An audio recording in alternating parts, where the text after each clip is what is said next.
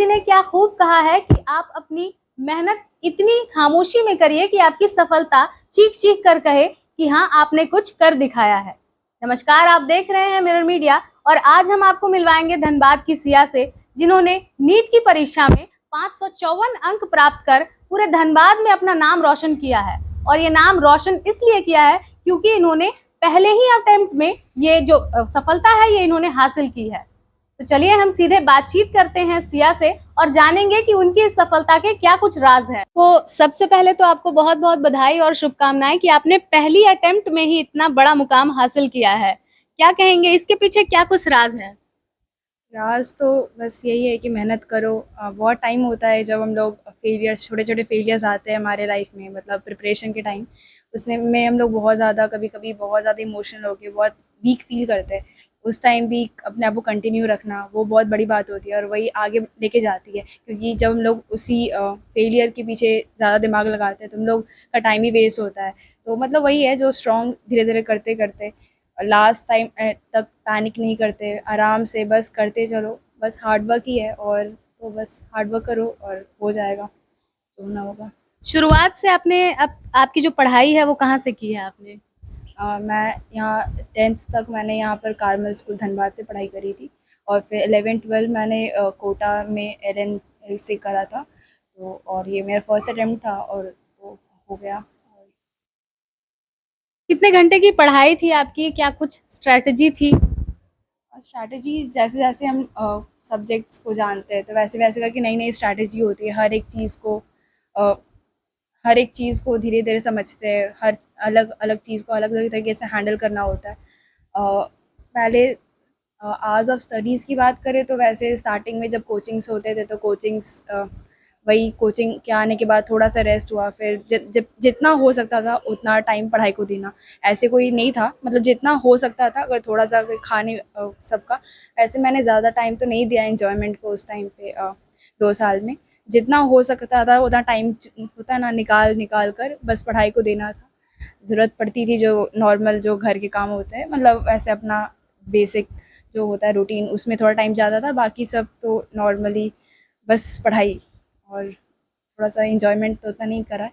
तो फ़ोन-वोन भी मेरे पास नहीं था, कीपैड रखती थी और वैसे टैब था, तो अपने आप को कंट्रोल करते-करते कि हाँ, मतलब बस बहुत कम यूज़ करना है, बस पढ़ाई के लिए यूज़ करना है, तो उतना टाइम मेरा फ़ोन पे नहीं गया है, तो जितना हो सका बस पढ़ाई करा है। तो मतलब आज के स्मार्टफ़ोन के दौर में भी धनबाद की सिया जो हैं, इन्होंने कीपैड मोबाइल रखा था, जिसके कारण ये पढ़ाई में सक्षम हो पाईं और इन्होंने जैसा कि बताया कि पढ़ाई के लिए ये टैब का इस्तेमाल करती थी, लेकिन मोबाइल से इन्होंने अपने आप को बहुत ज़्यादा दूर रखा था। देखा जाता है कि आपके ऐज के जो युवा होते हैं या फिर टीन ऐज में जो होते हैं लोग, उन्हें सोशल मीडिया काफ़ी ज़्यादा अट्रैक्ट करता है।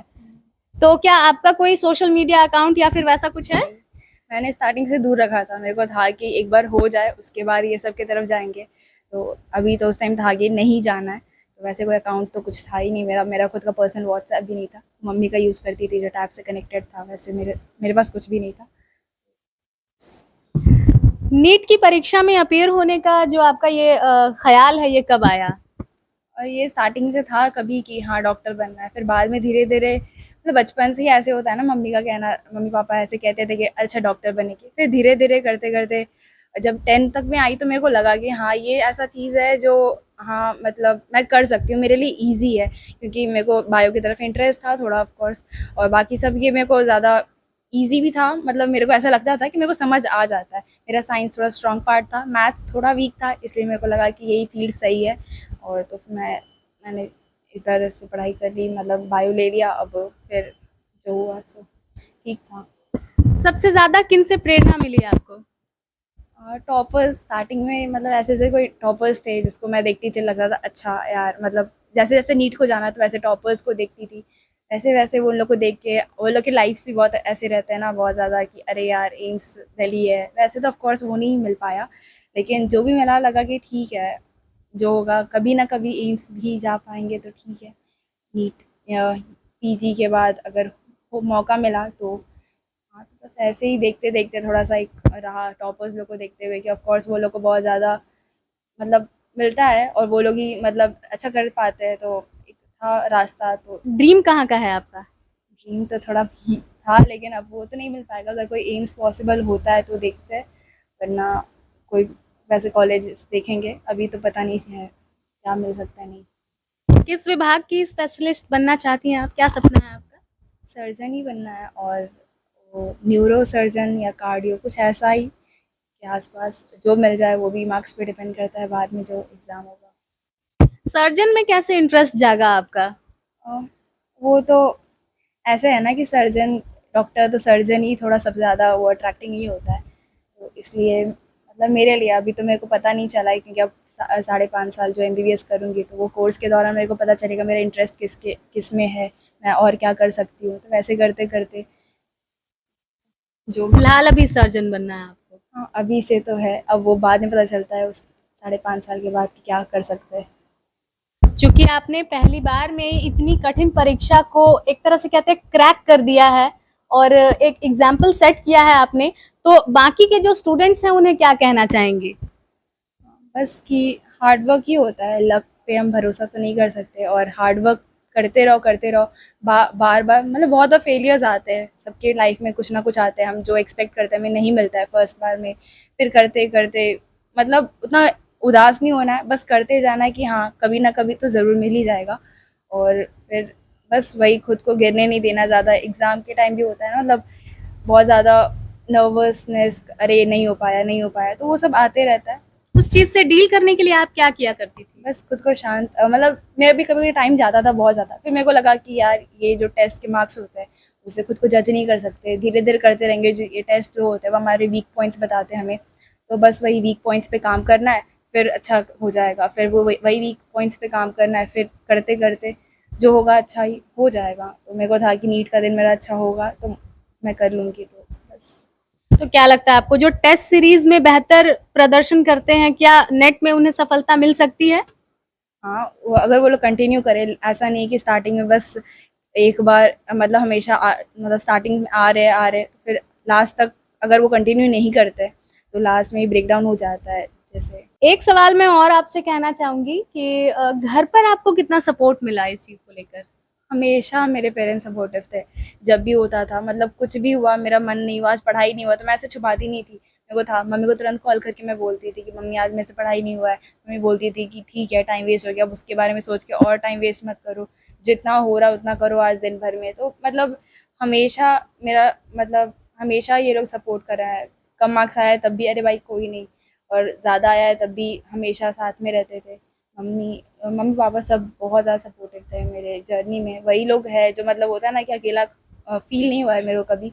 हमेशा कम भी आया तो वो लोग ठीक है, हो जाएगा, कोई दिक्कत नहीं है। ज़्यादा भी आया तब भी मतलब हमेशा साथ रहे, बस। पढ़ाई को लेकर आपकी क्या स्ट्रैटेजी रही थी और क्या लगता है आपको कि पढ़ाई को जो है ये किसी घंटों में बांधना उचित है इसका?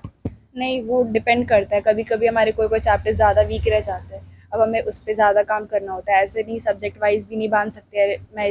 मैं तो नहीं बाँधती थी कि इतने घंटे ही देना है केमिस्ट्री को, इतने घंटे ही फिज़िक्स को देना है, इतने घंटे बायो को। मेरा था कि जो मेरा ज़्यादा वीक है उसको जैसे ही मतलब इस दिन में इतना मेरे को कुछ कर लेना है इस चैप्टर्स का, तो उसको करना है। तो फिर ऐसे ही करते-करते मतलब कि जितना ज़रूरत पड़ा है उतना करा है। हर चैप्टर मतलब हर सब्जेक्ट में जितना ज़रूरत पड़ा, जो मेरा वीक पॉइंट है उसको ज़्यादा टाइम देना है, जो मेरा स्ट्रॉन्ग है उसको कम देखना है। और जब टेस्ट होता था रेगुलर बेसिस पे तो उसके हिसाब से रिवीजन तो अपनी होते रहती थी, मतलब तो वैसे करके। बहुत बहुत धन्यवाद।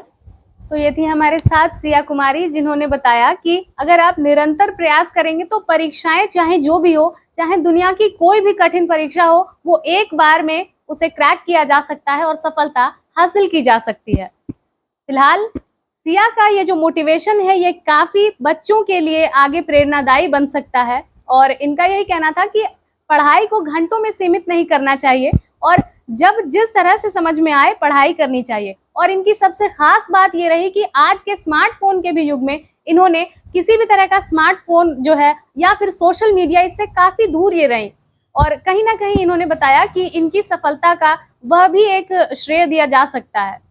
तो फिलहाल अब आपको हम ये बता दें कि ये जो नीट की परीक्षा है ये काफी कठिन परीक्षाओं में से एक मानी जाती है और एक बार में इसे क्रैक करना अपने आप में ही एक सफलता है। तो फिलहाल हम तब तक के लिए विदा लेते हैं, फिर आएंगे किसी और हीरो के साथ धनबाद के लिए। तब तक के लिए देखते रहें मिरर मीडिया। सहयोगी नितेश के साथ प्रिया पांडे।